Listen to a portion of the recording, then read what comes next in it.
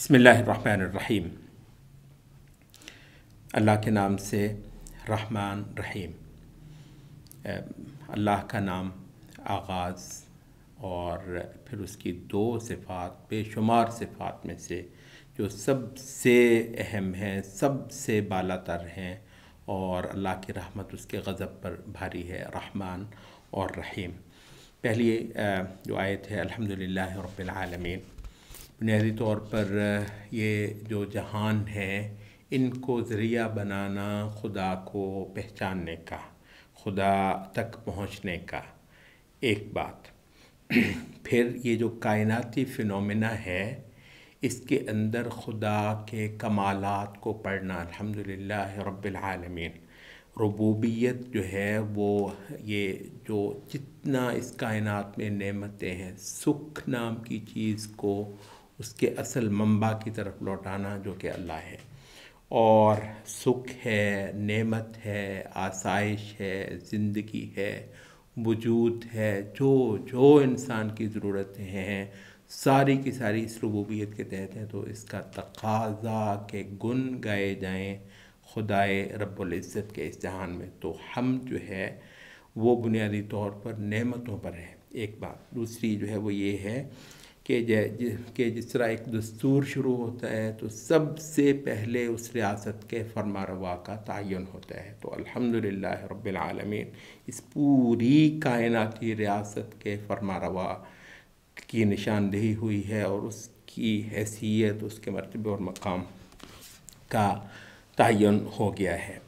फिर इतना बड़ा खुदा जो पूरे जहानों की ज़माम अपने हाथ में रखता है, उसकी सबसे बड़ी तारीफ़ ये है कि वो मेहरबान है। और ये बहुत बड़ी सिफत उसकी कि वो अस खुद अपने बंदों पर मेहरबान है। और उसकी मेहरबानी और उसकी रहमत की भी दो डायमेंशंस, एक ये कि वो बेहद ज़्यादा है रहमान, और वो दायमी और हमेशगी की है रहीम। फिर मालिक यौमिद्दीन। अलबत्ता ये जो जहान है इसके बाद फिर एक और जहान है। ये जहान बहुत बड़ा होने के बावजूद ये कुल हकीकत नहीं है, बल्कि ये इतना नापायदार, इतना नाकाबिल ज़िक्र है कि कुछ नहीं है और एक अबदी जहान इसके पीछे। तो खुदा का तारुफ मुकम्मल वो इन्फिनिटी है। वो जो अगला जहान है वो इन्फिनिटी है, ठीक है। वो लामुतनाही पैमाने रखने वाला जहान। तो उस जहान में अलबत्ता ये है कि उसका बीज इस जहान से है और वो है अमल।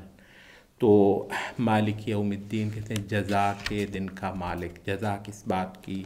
जो कुछ यहाँ पर किया गया। तो इस अमल की हकीकत जो है वो ये है कि खुदा के हाथ से ये अपना बदला पाए। इय्याका नअबुदु व इय्याका नस्तईन, रब्बुल इज़्ज़त की बंदगी का इकरार कि सिर्फ़ और सिर्फ उसी की बंदगी इस जहान के अंदर हो सकती है। वो जैसे हर रियासत के अंदर रियाया अपनी रियाया होने की हैसियत का इकरार करती है, एक बात। और दूसरा ये है कि रब्बुल इज़्ज़त की इबादत जो है वो इस जहान का दस्तूर है। और फिर ये इंसान उसको पाना है अपना वो अबदी सुरखुरुई, उससे उसको खुश करना है और उसकी रज़ा हासिल करनी है किसी तरीके से पूरी ज़िंदगी दे कर। ये तो इतनी बड़ी हकीकत के लिए उसकी मदद भी दरकार है। तो इस्तिआनत उसी से ली जा रही है। और ये जो एक सफ़र शुरू होना है और हर बार इस सफ़र को असरे नौ ज़हन के अंदर ताज़ा करना है, वो है सफ़र सीधा रास्ता चलकर इस जहान में दिखाने का। तो ये सबसे बड़ी तमन्ना, सबसे इतनी सारी खुदा की तारीफ़ें करके और खुदा के आगे जो है वो इतने सारे वास्ते और वसीले रखने के बाद जो तलब इस ज़बान पर आती है वो ये है कि सीधे रास्ते का सवाल है खुदाया। सीधा रास्ता एक एब्स्ट्रैक्ट चीज़ है, तो उसके बाद सिरातल्लज़ीना अन्अमत अलैहिम उसको कंक्रीट कर दिया गया है, जिसको आप हाथ लगा कर देख सकते हों, महसूस कर सकते हों। काफ़िलों के काफ़िले जिस पर गुज़रते जा रहे हैं। देखो अंबिया اور صدیقین اور شہداء اور صالحین کا جو راستہ ہے، تو پوری اس جہان میں ہزارہا قافلے خدایا تیری رضا کے اس راستے پر جو گزرتے رہے، تو عین اسی راستے پر ہم کو رکھنا۔